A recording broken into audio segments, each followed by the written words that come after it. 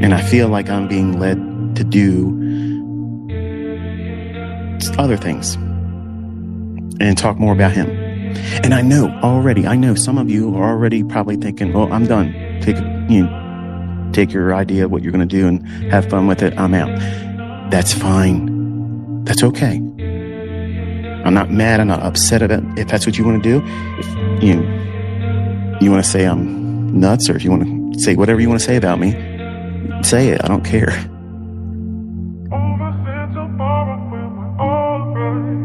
Does that mean I'm never going to talk about anything in terms of the markets? I don't feel like he said I had to cut off everything, but as a steady diet of every single day, I don't have to do that. And I feel kind of like I can breathe. I felt like I was an indentured servant to him, and I'm not complaining about that. I'm not complaining at all about that. But I feel like I don't have to do those things and still uphold what I promised I would do. So I'm not promising anything in the future about engagements, live streams, analysis, market calls. I've done enough of that. I've showcased, even in this ridiculous bull run that you hear me talk about in the Trader Roundup towards the end of, March? Going into April, when I was getting ready to take a week off with my wife. I said, as we go into May, they're going to put a new Fed chair in there, and there's relative equal highs on the daily chart. They're most likely going to go back up there and tear through that aggressively. And Kit and company, you guys are welcome to go through that and find the actual soundbite where I said that, because it was in the presence of all of you. And look at your chart. What's it, 5 down close candles in the last month and a half? Crazy, isn't it? I've had people reach out to me over the years and say, look, I made a mistake. I wish I wouldn't have quit your mentorship. Can I get back in? No. I'm not running one. I'm not running it. And what's prompted them to do that? Seeing that I've been teaching actively for free on YouTube and spending my personal time on weekends, in the evening, in the afternoon, because they're looking around the world and they're seeing the things I talked about behind a paywall, March of 2020. And for the folks who've been around before that, they remember what I talked about in 2016 before Trump was ever even elected.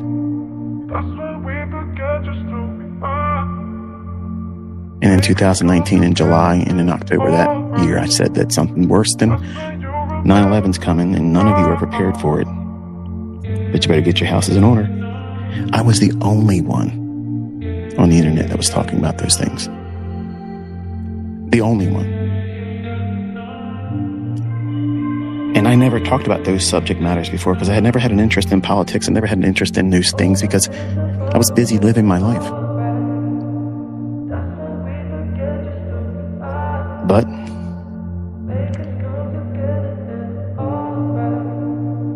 sometimes the Lord just puts the words in there and you say it and don't understand why you said it. But later on you find out everything you said, which didn't come from you, and I'm referring to myself here, and it's all happening. And over this past week, I felt like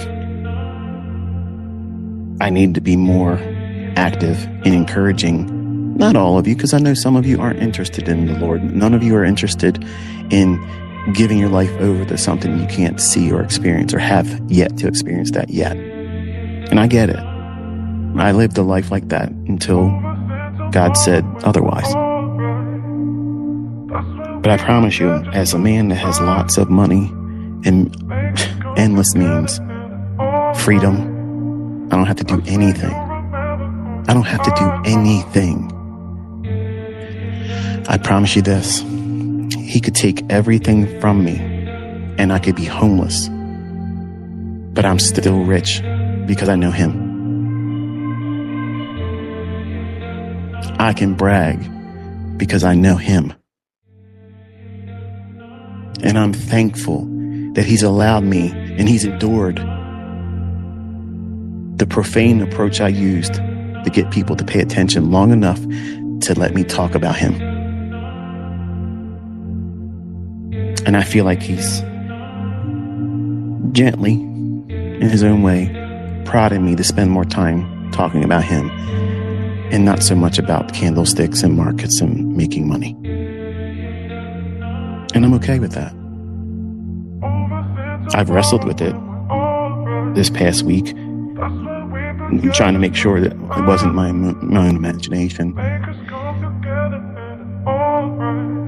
I don't claim to be a pastor. I'm not trying to be a pastor. I don't claim to be a prophet. I just feel like he's making it so obvious that I can't not do it. And I don't know how to describe it other than that. It's just, Lord help me, I don't know how to explain it.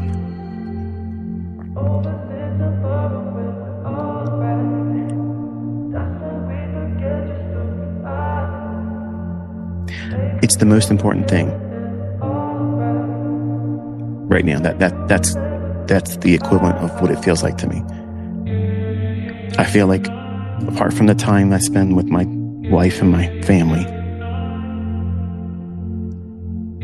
my time should be devoted to magnifying him and making more of you aware. And maybe some people that aren't even listening in this audience or following me as the InnerCircleTrader, maybe they're going to discover that channel and learn the joy that the Lord brings and the peace that's going to be needed here real soon.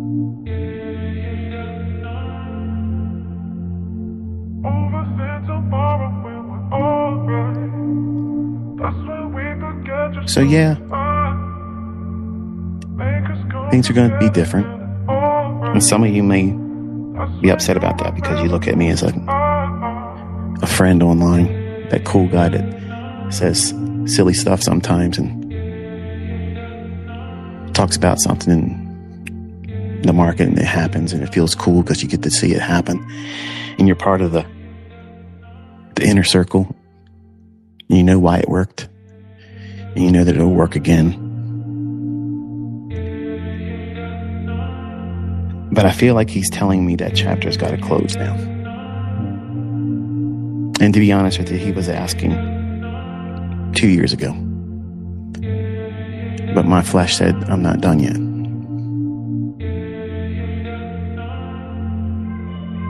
So now I'm telling my flesh, I got to listen. He's blessed me with a wife now that I'm not unequally yoked with. You can't even begin to imagine what that means. Like, I've always loved and treasured my wife. It's who I am. It's who she is. And that's why I married her. I love her. But the time I'm spending with her now, I can't waste it. And I love all of you as my students. I love all of you as extended family. I have poured myself out to all of you. But I can't see this as selfish because it's not. I've been afforded an opportunity to know my wife in a capacity that I've never seen before. And I don't want our conversations to drift back to, so what did ICT talk about today? Because ICT is not important. He's not. And a lot of you want to emulate me. And I'm telling you, don't. Not because I want to be the original, not because I want to be distinct. Because if you do and you succeed and you pattern yourself after what I've done, you still feel dirty. You'll have regrets that you wish you would have did it better. If you would have conducted yourself a little bit more polished, more refined, more godly. And I guess in a way, God said, okay, I've had enough. I've been patient with you. I've been subtle with you. So now I'm going to take the situation in my own hands and just press upon you and tell you straight up, remove the profane. And what does that mean for me? I don't go online and cuss like a sailor to keep all of you engaged. If I have to do those types of things to entertain you, just to hold your attention, to capture your attention, to learn, what does that really say? Either you're not prepared to be here to learn, or I'm not that good of a teacher, and it might be both. Maybe more so me not being a good teacher. Because I don't believe I am a good teacher. I believe I've been learning to teach over the years, but I don't believe I'm the best teacher.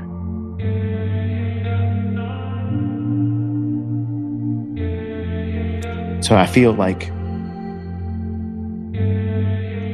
it's not a goodbye, but it's more like a,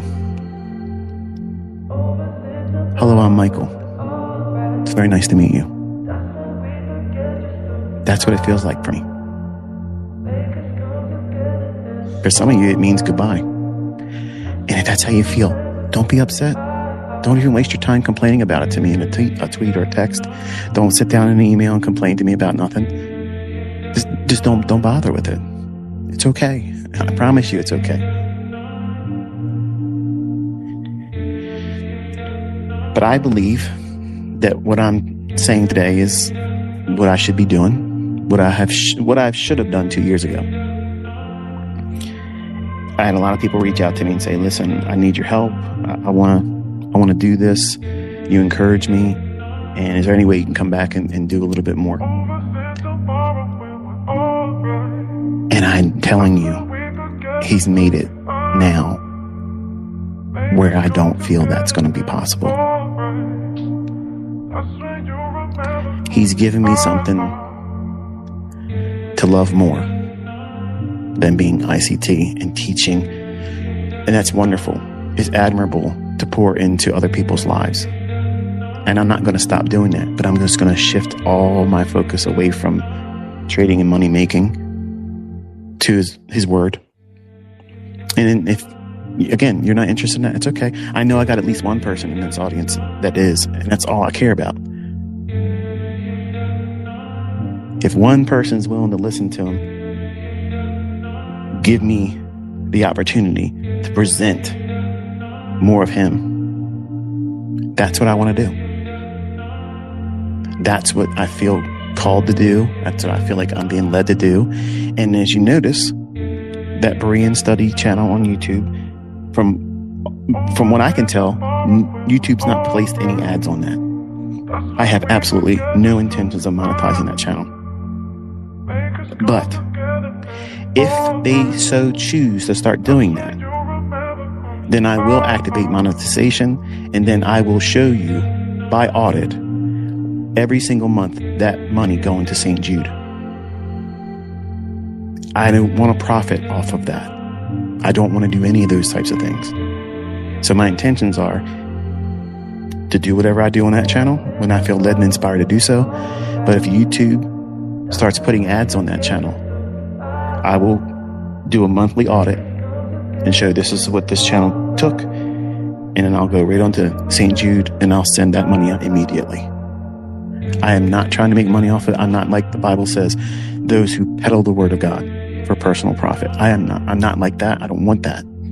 I'm a generous person. I encourage all of you to be generous. If I have been used by God to allow you to do this, whether you choose to believe in God or not, but if you're now making money, I encourage you to find a way to be a generous person and help people that are in need. And it doesn't mean your best friends or your family members. Because if you're doing that, where's the reward in that? Find somebody you don't know who didn't ask you for it, but you can see the need. And I promise you, you live your life like that, you'll never run out of money. Because he knows that he can trust you with it. He knows that you'll listen to him when he talks to you through your conscience. When we were down in Florida, we were in the room, and my wife said, listen, I'm going to go to Starbucks. Yeah, she drinks that stuff. I tell her all the time it's not good for her, but she chooses to do it, right? She's going to go get a coffee. You want anything? I said, nope. I'll see you when you get back. Drive safe. And when she comes back, she's talking to me, and she's almost starting to cry. She's like, I think God's mad at me. I'm like, what? I'm just now getting dressed. I just got out of the shower, pulled my pants up. I said, what do you mean? Why would you say that? Because I was just at Starbucks. And this woman walks up to me and she goes, can you buy me something to eat? And she started crying. She said, I admit I was actually scared because I didn't see her coming. She was a big woman. And she said, I don't have any money. I'm sorry. And she quickly got out of there. She had already got her coffee, paid for it, and was walking out. And the woman was apparently sitting down in the resting area of it. And she drove back, and as she was driving back to the room, she said that she felt like God was disappointed in her. And I said, well, can I ask you a question? If we drive down there right now, would you recognize her, even if the place has got people in it? She said, yeah. I said, let's go. So as we're driving down there, I told her, I said, listen, what you're feeling is God grooming you to be a giver. He's laid an opportunity in front of you. The circumstances are what they were, and you just didn't do it properly. So you came home to the room and told me about it, because he knows that once I hear about it, it's going to get done. So we're going to drive down there. We're going to take care of it. Now, I'm saying this not because I want glory, and I don't want my rewards taken for doing this, Lord. So I just, again, permit me to say these things, because I'm not bragging. I'm not trying to get any accolades off of it, but to inspire all of you. This is how God works. We pull into the parking lot, and we circle around. She goes, I don't see her. And I was like, okay, well, let's drive around one more time. I'm not going to go through the drive-thru, but let's just get a little closer to the building. She goes, I see her. Now, I can't see her. Like, I can't see through the glass. It looks like it's tinted windows, because she's sitting right there. I was like, well, that's odd, because I can't see her. But I'm going to go in. What was she wearing? And she described what she was wearing. I said, okay. So I walk in. There's a rather tall, large woman sleeping with her feet up on like a stool or something. Maybe 3 or 4 different chairs in there. And it looks like someone's bought her like a morning muffin type thing. The bag's sitting next to her, and she's sleeping. And she got like a duffel bag next to her on the floor. Doesn't look dirty, but looks like she's transient. So I walk over to her and I lean over. And I said, good morning. She doesn't even move. So I raised my voice a little bit louder. I said, good morning. Still nothing. So I'm looking around, making sure nobody thinks I'm getting ready to, rob her or nothing. And I said, excuse me. Good morning. And she opened her eyes up and looked at me. She goes, good morning. I said, would you like breakfast? She goes, yes, please. I said, okay, come on up here. Let's pick out something. She goes, you can pick. I said, no, ma'am. I wouldn't even begin to know what to order you. But you're welcome to come up here and get whatever you want. So come up here, pick out what you want, and I'll be glad to make sure you have it. So she stands up. She's towering over top of me. Like she's very large. Like I'm 5'10". I'm not a strapping tall man. The average height of 5'10". Maybe even 5'9" over the years. I feel like I've shrank compared to my kids. But we walk up to the cashier and the display, and she goes, can I have that muffin? And the way she's asking, you can tell she's uncomfortable. Not very prideful. Not, well, I'm entitled to it, so just give me what I want.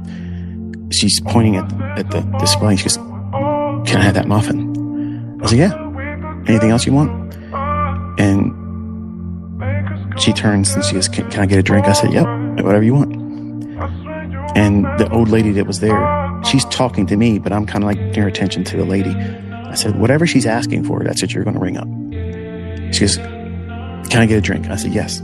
So she says, whatever the drink was, some kind of fountain drink. And she goes, what size? And she goes, medium. I said, give her a large. So she turned back to me and didn't say thank you, didn't look at me in any strange way, didn't make me feel off or anything. But I think she was surprised that she was being given the opportunity to eat and drink whatever she was needing. So she steps away from the register and she says, can I ask for a bottle of water too? I says, absolutely, no problem. So I asked the lady, I said, can you bring up a bottle of water too? So she walks over to the chair she was sitting in, and the lady gives me the receipt, and I feel the Lord say, you give her $50. So I took a $50 bill out, put it inside the receipt, and I walked over to her, and I said, here's your receipt, don't lose it. She looked at it, she thanked me, and I walked out. So I got in the car, and I told my wife, I said, it's handled now. Don't feel guilty. You just learned something today. And God used the other half of you, which is me, to facilitate that. When you and I got married, we're one flesh. We're one. So what you feel now, I acted on. But you did not get stripped of any reward. But when you get this unction, when you feel like that God is talking to you, stop, turn around, and do what He's laid on your heart. If you do that, He'll start talking to you more. And eventually, it might be where you'll get an audible manifestation. I'm not saying that it happens to everyone. I certainly didn't expect it. I didn't ask for it. I didn't think that it would be possible. But He is the author and finisher of our faith. So if He knows, because He's God, if He does that for you, He knows what the outcome is going to be because of that, who is He to be told He can and can't do it? He's God. So we got back to the room and my wife was like, do you think He's going to not talk to me because of that? I said, no, you didn't hear what I said on the way home. He started this with you. And if He started it with you, He's going to see it to its end. He doesn't quit. He didn't tap out on the cross. The grave couldn't hold Him.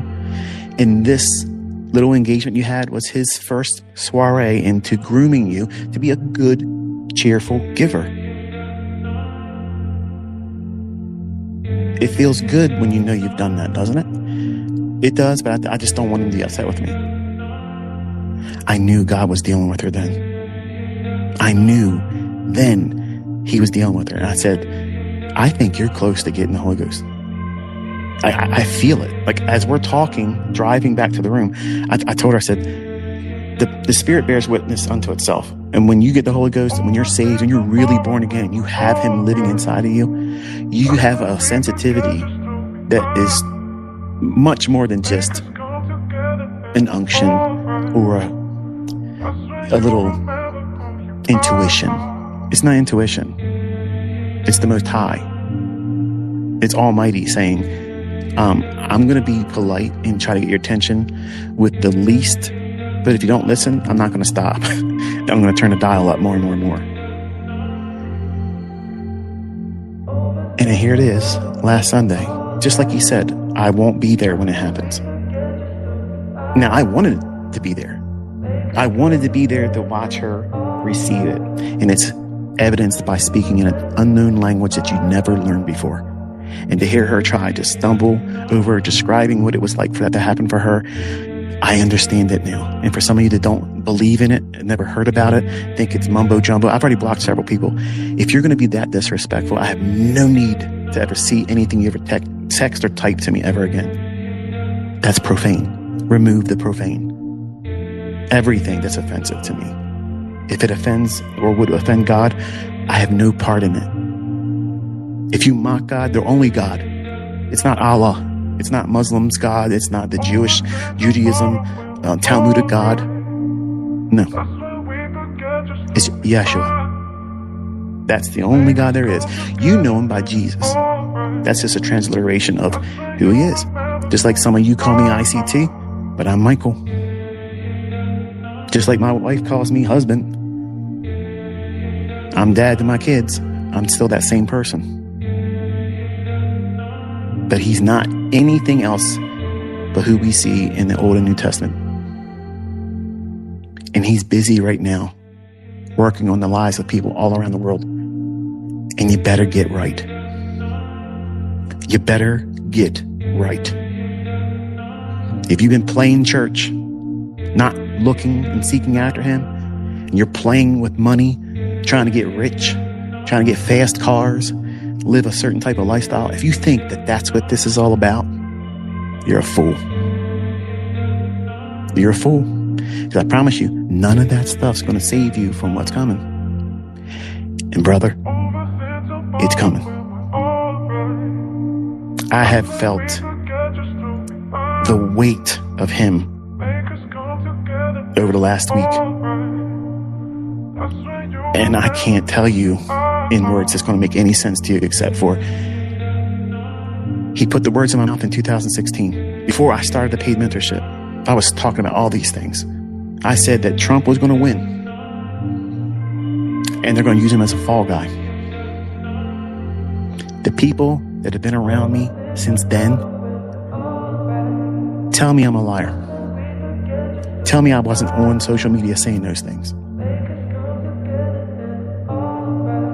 Because I said it. And I didn't care. I've never voted in my life. Ever. I've never voted. My wife has never voted. We've never even registered. It's never happened. So what business did I have talking about politics? I had no idea what I was talking about. But everything I was saying, I felt I had to say it. Even when I was done talking about it. I had no idea where it came from. I even turned to my kids one time and said, I'm not sure how they're going to receive that because I don't know where it came from. I know now looking back where it came from. I'm not clairvoyant. I'm not a time traveler. I don't have ESP. I'm not an insider. I'm the average Michael Joe Huddleston. And the things that he's pressed on me over the years to say, I didn't fully understand. I got laughed at. I got mocked. Okay. But look at the world right now. Do you recognize it? Things are about to ratchet up a lot. And trading isn't going to fix it for you. And I want you to understand that. Even if you are making money, that's not going to fix it for you. You got to have a relationship with him. You got to know who he is. You got to know what he's done for you and that he is trying to get your attention right. One more. Here it is. One more time. He's trying to do it. And a lot of you are young and you think, I'll get to it eventually. I like the idea of it, but right now I want to live my life. There's certain things I'm going to do. If I believe in him, I can't do fun things. That's not true. That's not true at all. You can still have nice things. You can still be successful. But what happens when your soul is demanded? And you got to leave this body. You got to leave this world that you're stressing over right now that you want to get more money and be significant in. I'm at the height of my popularity right now. I'm globally recognized and I'm walking away for him. I want you to understand that. All this stuff that I could continue making millions and millions of dollars with, I'm walking away from it. I'm not pressing a button to ever take another trade ever again. Ever again. Did it hit home yet? Did it finally click? I'm not ICT anymore.